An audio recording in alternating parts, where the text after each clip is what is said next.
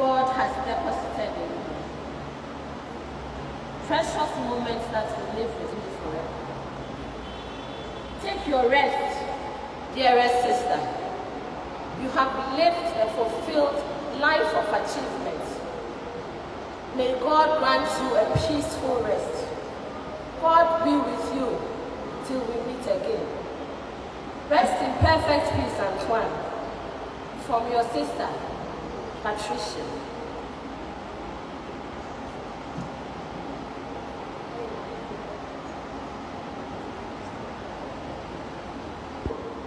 May I invite all the children to come up and take their various tributes.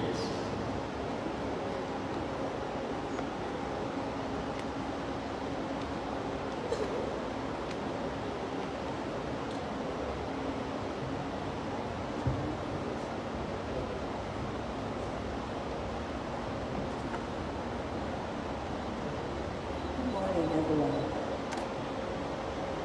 It's quite a long tribute, so I'll jump some of the paragraphs to make way for my siblings.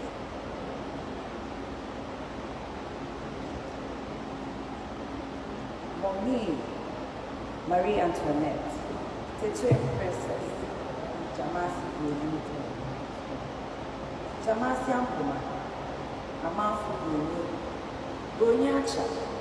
These were among the many names we had for you, some not for public consumption.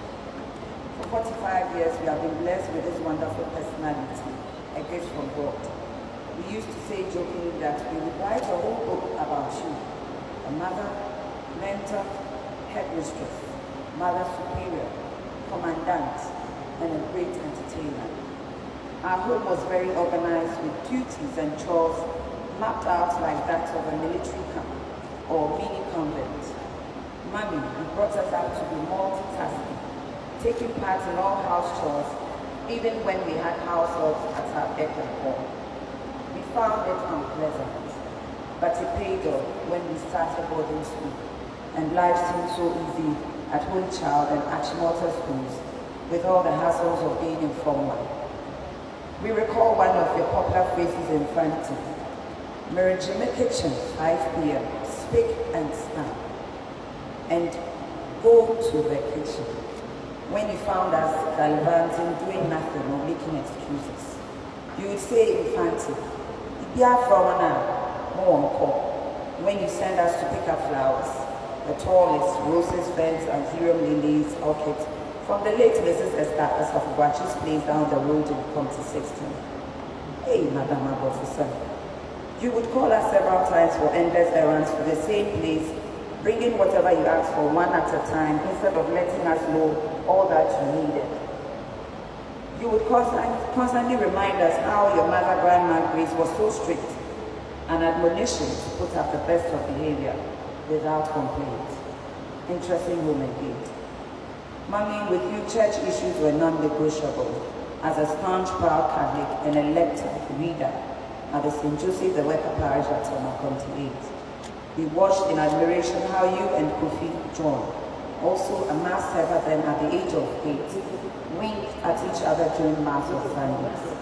One of our greatest joys was when Daddy was gladly received into the Catholic Church through your silent prayers and novenas in November 1997, during the days of Reverend Father John Dumelos, the then parish priest, now Bishop Dumelos. Mommy, you had a great sense of humor, entertaining us with jokes and childhood memories from Adabaka official town and Padas West States Kumasi. MFI and I would not have been in any other senior high school but Holy Child School. With your sisters and almost every female relation or friend around us being a Hobson or an affiliate.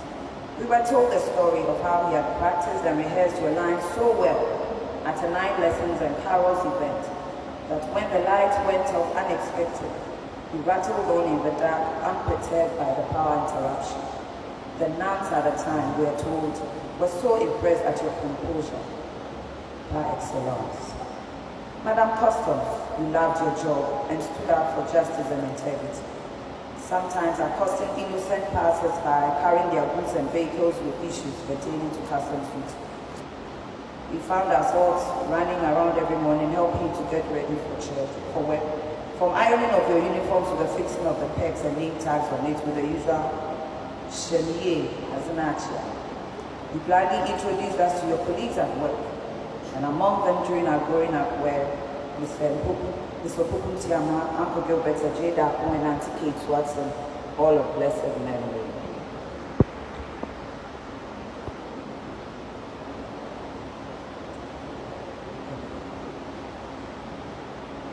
The famous Customs Christmas party for officers' kids at the head office was something we looked forward to, especially the self-starter bars that picked all the kids up from Tema to Accra along the beach road with Uncle Tiki. It was fun. We really had fun. Great memories, Mommy. Because of you, any sex official who entered the van was my special premier customer. Service extraordinary. What? This is what she would have said. Marie Antoinette, we were classy, stylish, but simple, making sure we appeared in the best apparel for whichever occasion, and sometimes we would describe as Bulu. You ensured we carried ourselves well. We did not know of a better hostess than you, perhaps. This is where we got our event coordinating skills from. We called it 5-star hotel and banqueting operations. Amalfi, you were an excellent writer, very organized, with an impeccable command over the English language. And here I must say that Mommy had written a major part of her biography, neatly filed and kept safe, which I chanced upon a couple of weeks ago. I began with a word and I stopped, then I asked myself, how? So my mother is no more here. Is she really gone? I saw my father's missed calls. I had missed that fateful day, and then when I called back, all he said was, Mommy is gone. And I asked, gone where? He responded, we are at UGMC. My drive there was the longest ever. Even though it took me about 10 minutes, it felt like 10 hours. When I finally arrived at the hospital, I saw her lying down and I smiled. She looked so beautiful and at peace in that moment. I knew she was in a better place.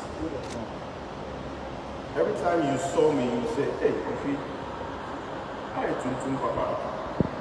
Kofi, you become black. Hey, Kofi. Hi, Kese Papa. Kofi. Run up from the evening mass. Kofi, come and pick me up so that we attend evening mass. Oh, how I'll miss our lovely conversations. Our conversations were mostly centered on stories about the childhood in Anabraka, the Ashanti background, Nkrumah's history, and how smugglers were always finding new ways to evade tax. You loved your job at Customs, Excise and Preventive Service, and indeed, I'm glad you served this country with such diligence, dignity, and integrity.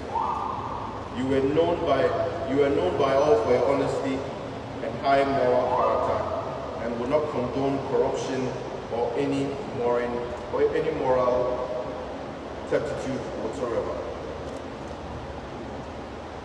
Mommy, we shared so many other great moments together. I'm glad you raised me to be a staunch Catholic. There was never a Sunday where we would miss Mass. You served as a lecturer in church whilst I was a master. Hi. Fine, thank you.